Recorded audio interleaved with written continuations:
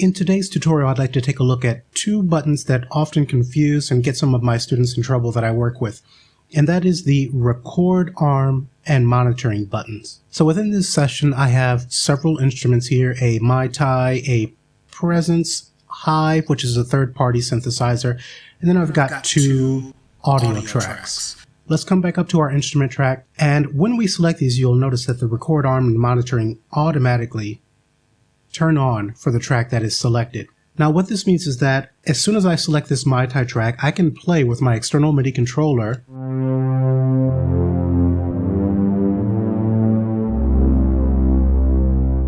and we can hear that when I'm playing with the external controller because monitor is on. If I turn this off, then we don't hear anything. We can see the MIDI data is reaching this track, but we don't hear anything. So this is the first thing. For your instrument tracks, if you are using a external controller specifically, and you want to hear it back while you're playing, the monitoring does need to be turned on.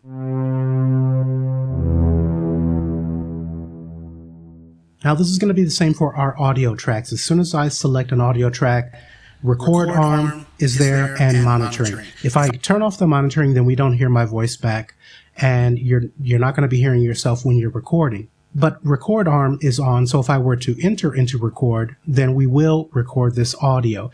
The signal is pretty low because I'm using the built-in mics on my laptop, but you can still see the waveform is showing up here. Let's go ahead and press the space bar to stop. Now let's go ahead and delete this by pressing delete on the QWERTY keyboard. If I were to turn off record arm, let's come back to the beginning of the song by pressing comma. I'll press record and we can see this has entered into record, but nothing is being recorded because nothing is armed. Let's go ahead and stop this. So this is one of the first things to be aware of that's very important. Whichever track that you would like to record on, you need to be sure that record arm is on. Now, if you'd prefer that your tracks do not automatically arm for record and or monitoring, we do have the option to turn these off. So in the top left corner of our track column, we have this wrench icon. So if I go ahead and click on this, we can see instrument input follows selection and audio input follows selection. Now I'm going to go ahead and deselect both of these. Let's exit out of there by clicking in an empty space.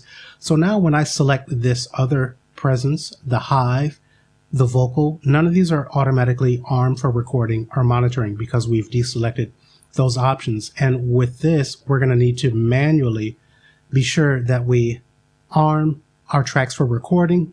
And as you can see, the monitoring turns on as well when we engage this.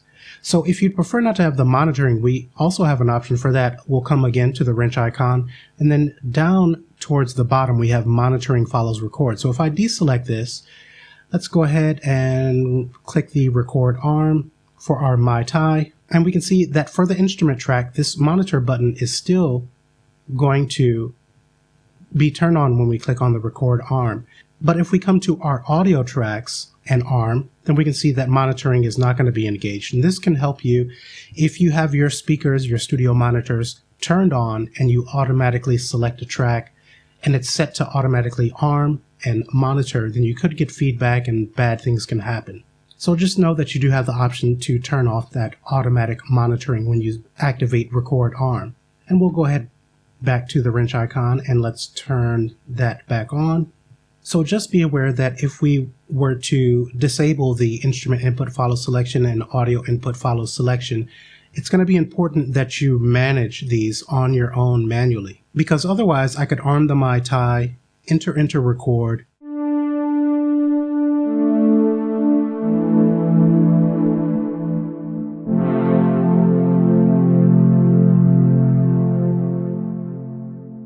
and then say I want to move on to the presence to do some multi-tracking and add more.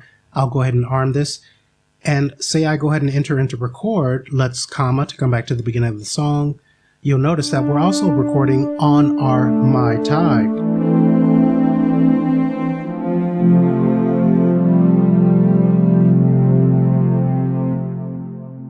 And we actually recorded more information or more notes into our top MIDI track.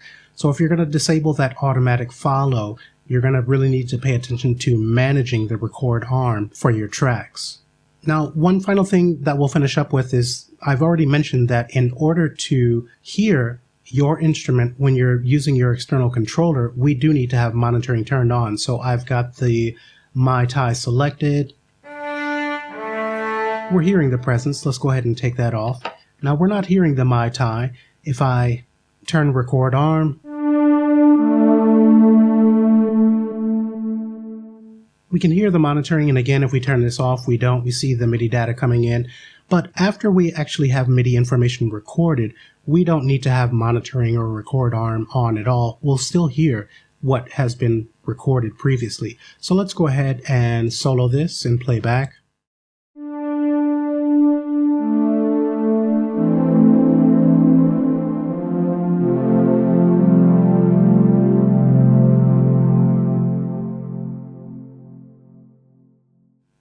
Okay, so I hope all of this makes sense and that this clears up some things for people who may have been a bit confused about how these buttons actually work and the options that we have available for the workflow that we prefer. And with that, we'll go ahead and wrap up. If you are interested in training directly with me over Zoom to speed up your learning curve with Studio Pro, check out the pinned comment below or the description area of this video. And otherwise, I hope to see you in tomorrow's quick tip tutorial.